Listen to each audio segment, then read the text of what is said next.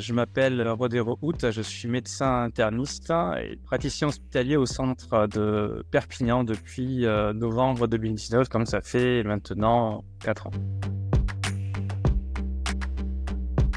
Je suis sollicité en médecine interne via la plateforme de téléexpertise en grande majorité pour plus de 90-95% des cas par des collègues médecins généralistes exerçant en libéral, en soins de premier recours, pour beaucoup de motifs très différents.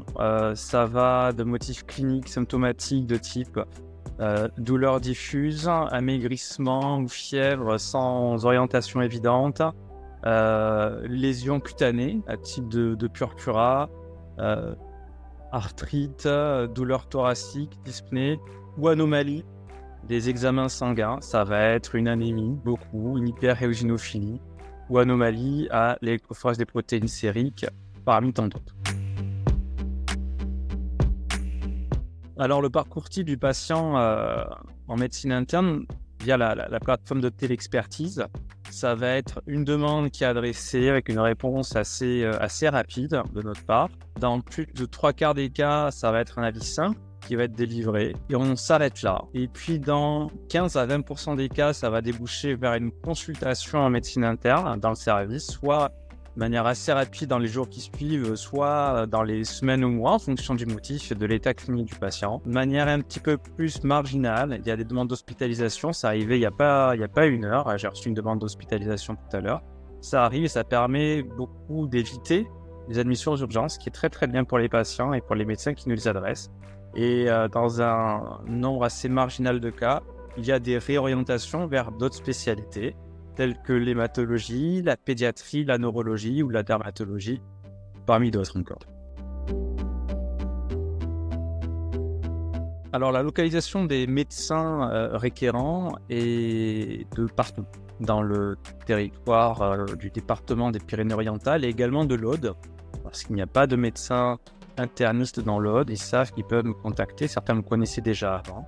Il y a des médecins autour de Perpignan, dans l'agglomération de Perpignan, et des médecins également du côté de la montagne, des Angles, etc., proche de la Cerdagne, ce qui facilite les avis spécialisés, facilitant la communication pour des médecins qui exercent une médecine très rurale.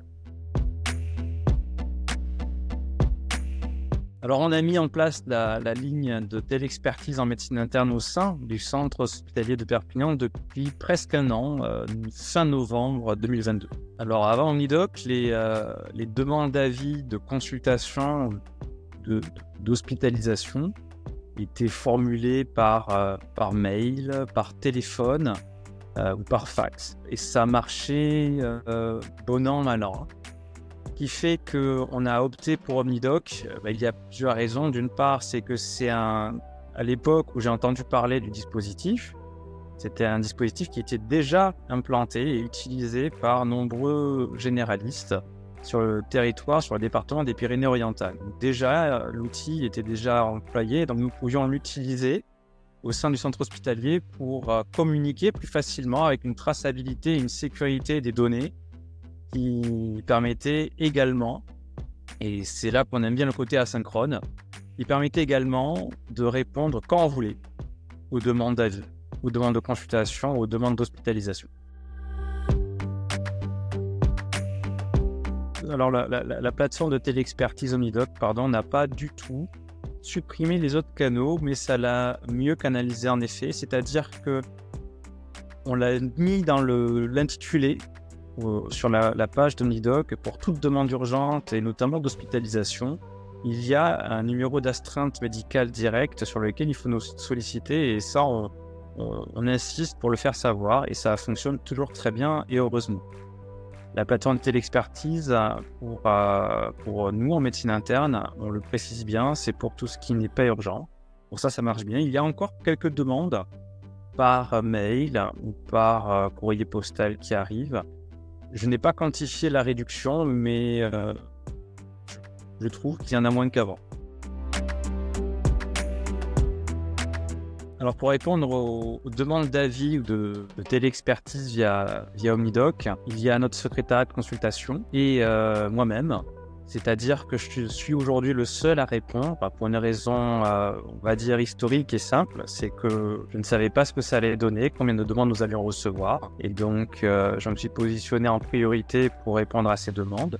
Ça s'est très bien passé depuis 1 an, c'est-à-dire que le nombre de demandes n'excédait pas le temps que je pouvais y attribuer pour y répondre dans un délai assez court pour les médecins qui demandent des avis. Et ça fonctionne très bien ainsi. Pour l'instant, je n'ai pas de collègues qui y répondent à ma place. Nous sommes 6 médecins dans le service. Nous étions 5 l'année dernière, 6 depuis le début du mois. Probablement que certains de mes collègues répondront un jour sur la plateforme et ça viendra, je pense, l'année prochaine. Aujourd'hui, il n'y a que vous. Le volume de demandes de télexpertise par OmniDoc, par mois, relativement variable, mais en moyenne, je dirais entre 20 et 30 grand maximum. C'est pas énorme, qui permet de répondre vraiment dans des délais tout à fait acceptables pour les médecins qui formulent ces demandes et de l'autre côté, qu'un seul médecin se colle à la tâche.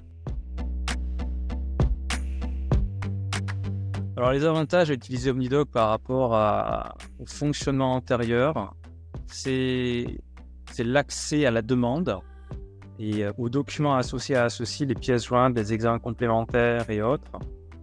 Où que je sois, je n'ai pas nécessairement besoin d'être à l'hôpital sur mon lieu de travail. Je n'ai pas besoin d'être nécessairement sur les heures de boulot. Moi, c'est un fonctionnement qui me convient, c'est-à-dire que si j'ai envie de répondre entre la poire et le dessert ou entre l'apéro et l'entrée, je peux le faire et ça permet de lisser l'activité.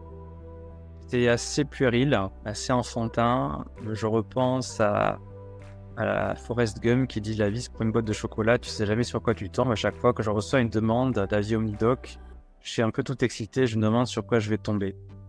Et c'est pratiquement toujours un plaisir de lire une demande et de pouvoir y répondre.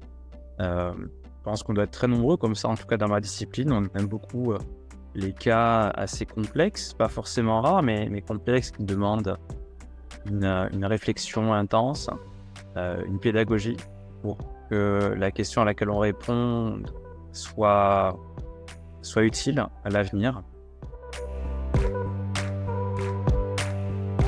Alors ce que je dirais à mes collègues internistes des autres hôpitaux de France, c'est très simple. Ça ne rajoute pas du boulot, c'est faire le même job qu'on a toujours fait, qu'on se plaît toujours autant à faire d'ailleurs. C'est apporter une pédagogie et une expertise pour les avis complexes, pour les patients qui souffrent de pathologies parfois rares, mais de le faire de manière sécurisée sur un canal qui est donc sécurisé pour les données patients en termes de confidentialité.